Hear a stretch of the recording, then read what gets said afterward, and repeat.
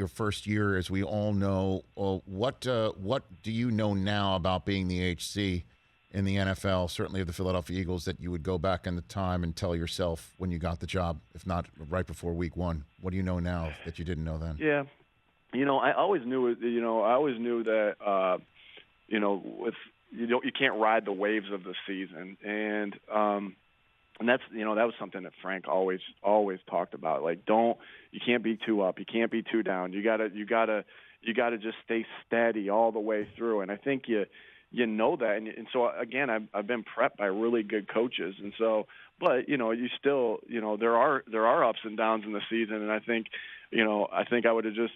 I guess where I knew that, but I wish I'd even been even more in tune with it. You win big the first game, you lose a close one. The second game, you lose big the third game, and so maybe I let myself ride the roller coaster a little bit early on. But but that's good advice to follow from Frank. Is just, hey, stay steady, don't ride the wave of the season, be the same guy every day, and good things will happen when you work on getting better every day and to put yourself in position to be 1-0 each week. Well, I mean, we spoke to Arthur Smith of the Falcons a couple of weeks ago, and you and he have something in common, not just your first time being an HC in the NFL, but you both had players as well who said they needed to take some time off to work on themselves mentally. Lane Johnson was that player for you. How do you, as a coach, handle that situation with a player when it's such a sensitive issue, clearly? We just want to make sure that we're available to our players in any and every time. And so we have 5 core values here. Our first core value is connecting.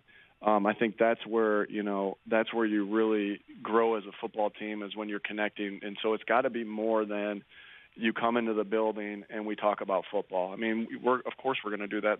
That's our job. But it's got to start with a relationship. And I think that's something that I was able to be around. I think that's one of the reasons I got into coaching. With all the former players my dad used to coach would come back to the Sirianni household over there in Jamestown, New York, just to see my dad. And I'm like, well, how special is that? These guys are 40 years old with kids themselves, and they're coming back just to see my dad. So that's always kind of been my approach, is that I want to build a relationship with our players, not that's more than just football.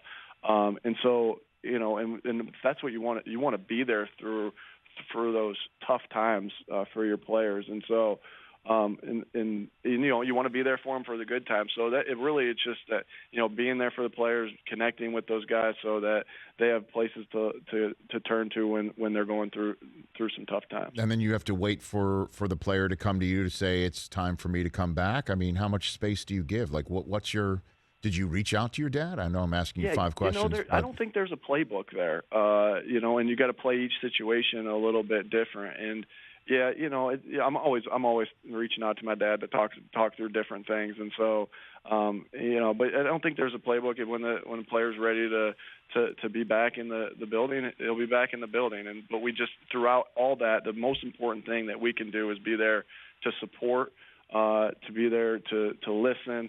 And just be there for the player through good and bad times. Hey, you watched all the way to the end. Thanks for that. Watch more right here.